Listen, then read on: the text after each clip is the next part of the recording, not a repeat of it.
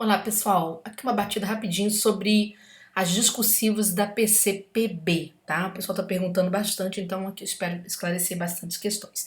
Primeiro, para os alunos que já são do turma de geração concurso, eu vou explicar.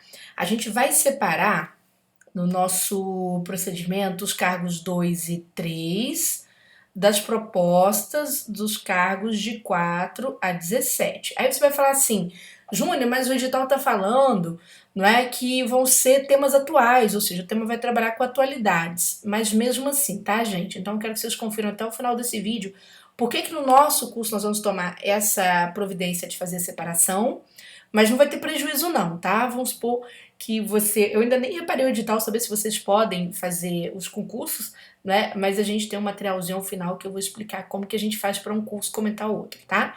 É só para que a pessoa que vai redigir possa redigir os seus temas atuais a partir de conhecimentos afins do seu cargo. Isso é interessante saber e você precisa, né, aqui entender como que o Sebrasp vai trabalhar essa questão.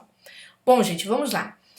É o seguinte, aqui eu estou com o edital aberto, não é? Pra gente falar. Aqui a banca falou, a prova discursiva para os cargos de 2 a 17 valerá 15 pontos. E será avaliada conforme esses critérios aqui. Todos os vídeos aqui do meu canal, né, do canal aqui Júnior Andrade, vocês podem ver que eu gosto de partir exatamente do edital para a realidade, para aquilo que aconteceu nas últimas correções, nas últimas propostas. Porque se a gente não fizer isso, aí vocês correm o risco de serem eliminados num concurso por bobeira, tá, pessoal? Por bobeira. Então acompanhe aqui comigo. Veja só, aqui vem a descrição dos critérios clássicos do Sebrasp, né? Ele sempre traz isso aqui falando o quê? Que vai analisar a apresentação. A apresentação você já sabe, letra, parágrafo, margem, né? Letra pode ser qualquer letra, desde que seja legível. Cuidado com o desenho da letra.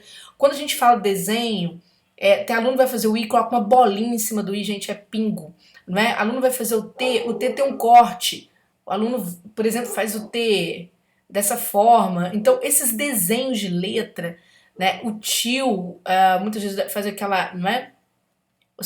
Faz um traço reto sobre o tio. Muitas vezes isso leva à perda de pontos. É lógico que isso não é uma regra, depende de examinador para examinador. Mas como consta no edital essa proposta, não é? Que é a proposta de legibilidade, que vem lá na grade nota de vocês depois, a banca, sim, a gente teve muito problema este ano, né? Prova da PRF, então nem tem história para contar sobre isso. Como que o pessoal foi bastante, sofreu bastante apenação por conta desse tipo de construção de letra. Então é uma letra legível, tá bom? Evitar variar o tamanho da letra, o pessoal não faz rascunho, então corre contra o tempo. A letra começa com um tamanho e termina de outro, né? Então tem todo esse problema. Cuidado com a margem, não ultrapassar a margem frente à margem direita, porque a gente vai escrevendo, vê uma perninha aqui, não é? Vem aqui para fora, isso aqui geralmente a banca tira ponto. Cuidado com a paragrafação, é um parágrafo para cada item temático que o Sebrasp propuser para vocês, tá bom? Então tem essas questões. Isso é o básico, se você observar outros vídeos aqui do canal, você vai ver que eu comento isso, principalmente vídeos feitos em 2021. A estrutura, veja que a banca vai analisar também a estrutura. E muita gente não tem noção dessa análise. Essa análise acontece tanto na nota de apresentação, como é espelhada para o desenvolvimento do tema. Porque, por exemplo, suponhamos que lá na prova da PCPB, a banca te dê 3 itens temáticos, 1, 2, 3, né? E que ela resolva fazer divisões bastante equitativas, ou seja, dividir tudo aqui 5, 5, certo? O que acontece nesse caso, pessoal?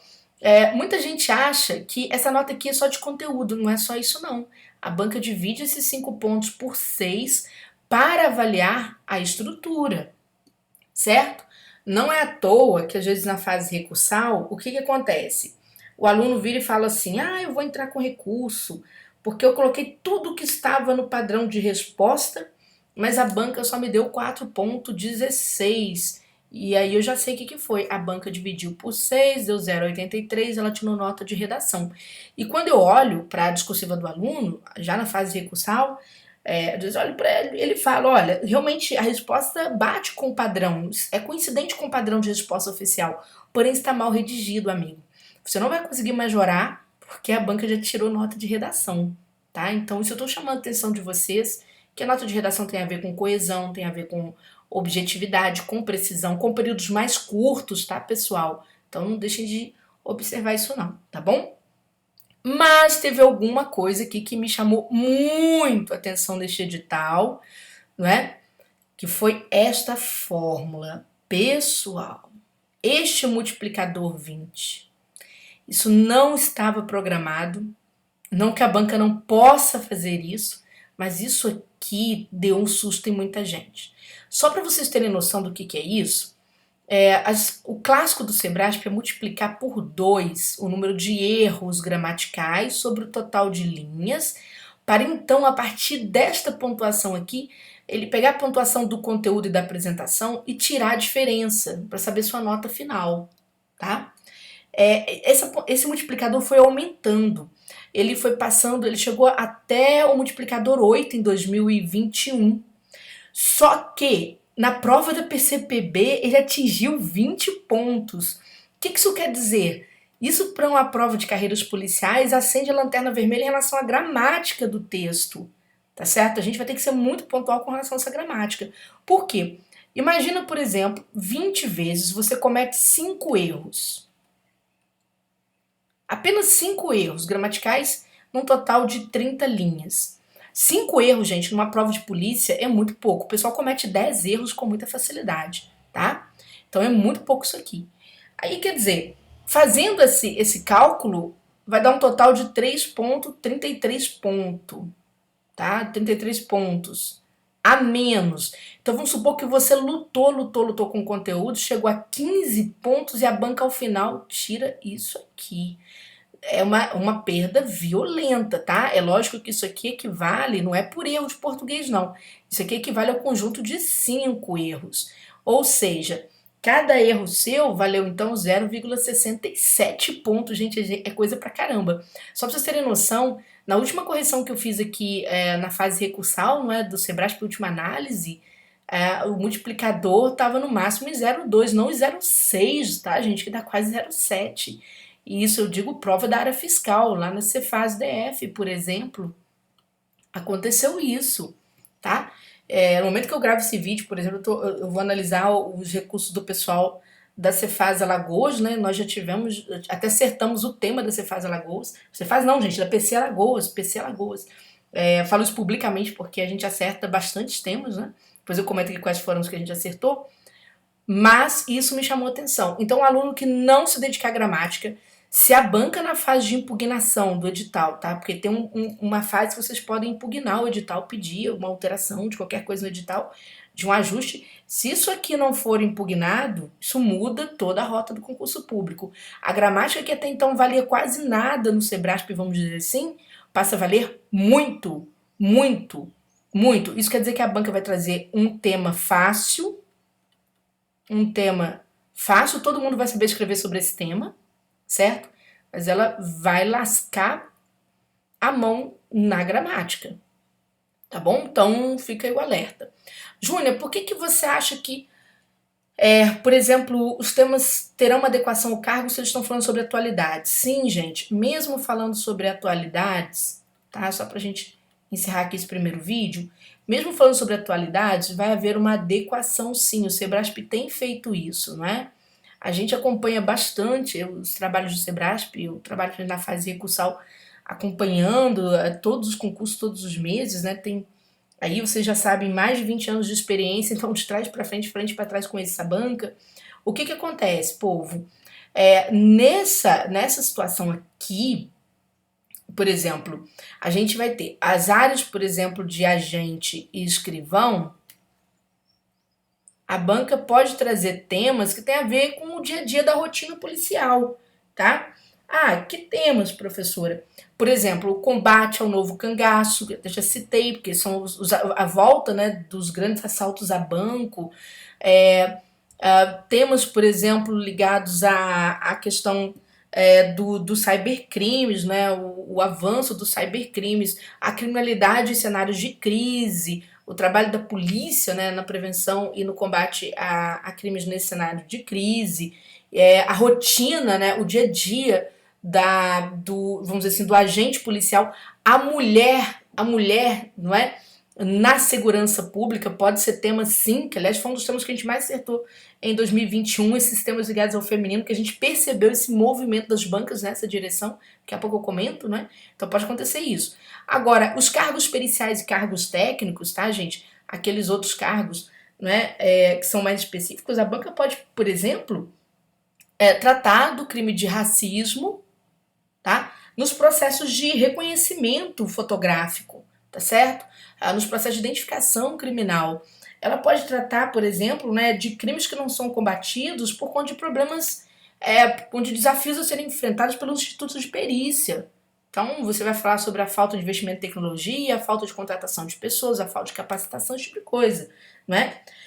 A falta de um banco de dados de armas de fogo no Brasil, esse tipo de coisa. A banca pode falar sobre a qualidade da investigação criminal no Brasil.